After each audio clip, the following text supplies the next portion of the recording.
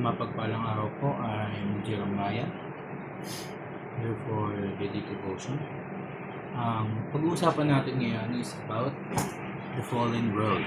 And yung verse natin is from Genesis 3 verse 21 to 24. Sabi dito, "The Lord God made garments of skin for Adam and his wife and clothed them. And the Lord God said, The man has now become like one of us, knowing good and evil. He must not be allowed to reach out his hand and take also from the tree of life and eat and live forever." So the Lord God banished him from the Garden of Eden to work the ground from which he had been taken. After he drove the man out, he placed on the east side of the Garden of Eden a cherubim and a flaming sword, flashing back and forth to guard the way to the tree of life.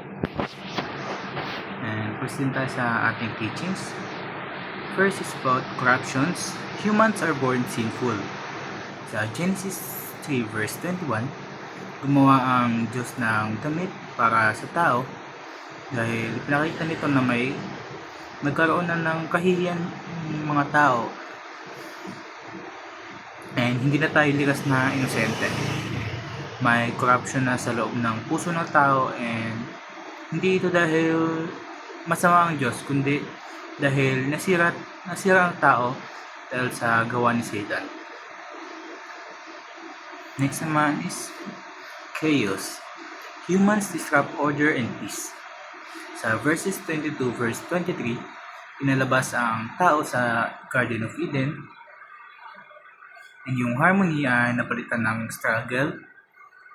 Kailangan nilang pagtrabahuan yung makakain nila and nawala yung kapayapaan ng buhay nila. Yung chaos niyon is yung bunga ng paglabag ng tao sa Diyos. Next naman is curse. Humans are objected to suffering. Sa verse 24, may cherubim at flaming sword.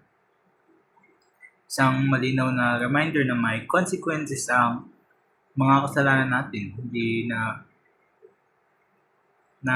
agad for example, hindi sila agad makakabalik sa hardin. Naramdaman nila yung suffering and pain. And yung suffering and pain is naging normal part na lang ng human experience.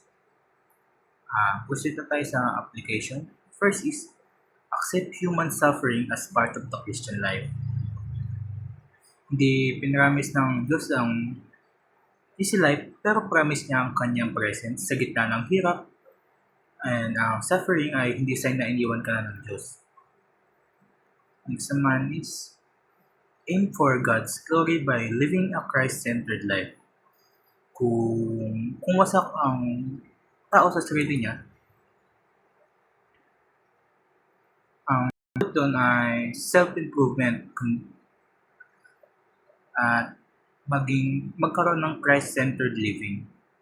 Kaya Christ natin makikita kung paano mamuhay sa gitna ng broken world dahil siya yung may kakayahan na maggabay sa atin na para magkaroon tayo ng tamang mga desisyon at pupunta tayo sa tamang landas. Next naman is align the Spirit's direction amid chaos and suffering. Yung mundo natin ay magulo pero hindi tahimik yung Diyos. Andun pa yung Holy Spirit na nag-guide sa atin and magko-correct sa atin kapag nakagawa tayo ng mali.